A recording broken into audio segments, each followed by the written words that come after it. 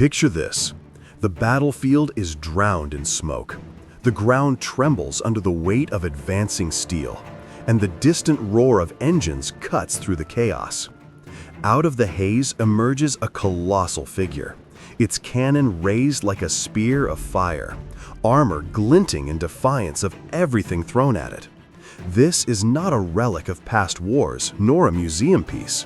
It is one of the most formidable symbols of modern armored warfare, the Russian T-90 main battle tank. A machine born in the crucible of Cold War designs, tested in the fires of modern conflict, and still standing as a testament to Russia's relentless pursuit of battlefield dominance. The T-90 story begins as the Soviet Union was collapsing, a period when Russia faced both economic turmoil and shifting military doctrines. At that time, many believed that the age of massive tank battles was fading into history, but Moscow thought otherwise. The T-90 was envisioned as the evolutionary step forward, combining the proven toughness of the T-72 platform with cutting-edge technology meant to rival any Western design. When it first rolled out in the early 1990s, it was more than just a tank. It was Russia's declaration that it would not be left behind in the post-Cold War arms race. At first glance, the T-90 might not look as imposing as some of its NATO counterparts, but looks are deceiving.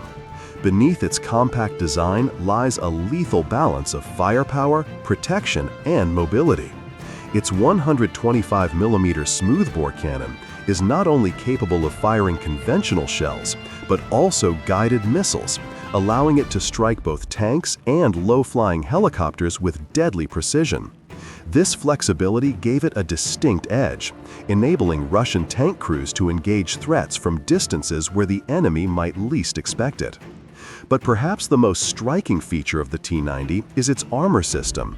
Instead of relying solely on thick steel plating, the T-90 employs advanced composite armor reinforced with Contact 5 explosive reactive armor blocks. These slabs are not just passive barriers, they actively disrupt incoming anti-tank rounds, reducing their penetration power.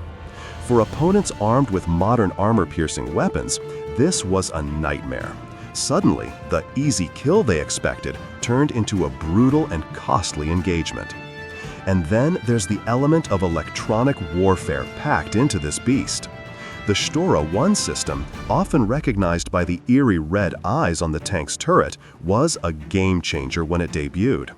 It could blind incoming guided missiles, confuse enemy targeting systems, and create a shield of deception around the tank.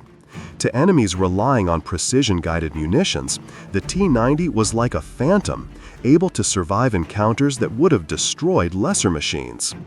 Mobility was another area where the T-90 excelled. Equipped with a powerful diesel engine, it could push across rugged terrain at speeds surprising for its weight. Russian doctrine emphasized maneuver warfare, fast, relentless advances that kept the enemy off balance. The T-90 fit perfectly into this philosophy, able to charge ahead, deliver devastating firepower, and reposition before the enemy could respond. Yet the real measure of a tank is not in its specifications, but in the crucible of combat. The T-90 has seen action in some of the most volatile regions of the world, from the deserts of the Middle East to the forests of Eastern Europe. In Syria, its resilience shocked many Western analysts who had predicted it would falter under modern firepower. Instead, the T-90 proved it could absorb punishment, keep fighting, and protect its crew in situations where survival seemed impossible. These battlefield experiences only reinforced its reputation as a war machine built not just for show, but for survival in the harshest realities of war. The T-90 also became one of Russia's most successful export tanks, finding its way into the arsenals of countries like India, Algeria, and Vietnam. For many nations, the T-90 represented the perfect balance between cost and capability, offering cutting-edge performance at a fraction of the price of Western tanks. India, in particular, invested heavily, even producing the T-90 under license, making it the backbone of its armored forces. This global presence turned the T-90 into more than just a Russian weapon. It became a symbol of how Moscow could extend its influence across continents through military technology. But while the T-90 has won admirers, it has also faced criticism. Some argue that its relatively cramped interior, reliance on older design concepts, and autoloader system pose vulnerabilities compared to Western tanks like the Abrams or Leopard 2.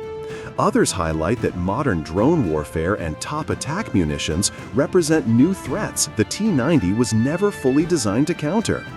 Yet, despite these concerns, the tank has adapted, with upgraded versions like the T-90MS incorporating new armor packages, advanced sensors, and improved survivability systems to ensure it remains relevant in an era where battlefields are changing faster than ever.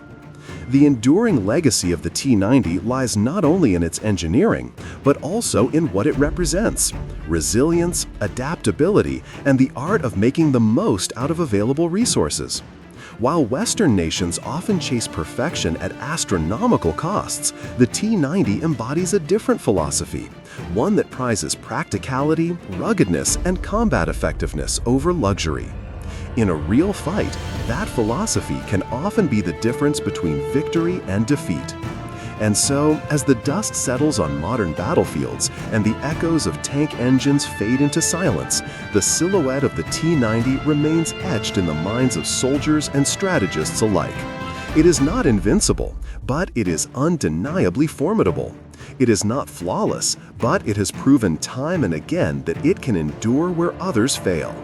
The T-90 is not just a tank, it is a survivor, a predator of steel that continues to adapt, evolve, and remind the world that in the deadly theater of armored warfare, Russia still commands respect.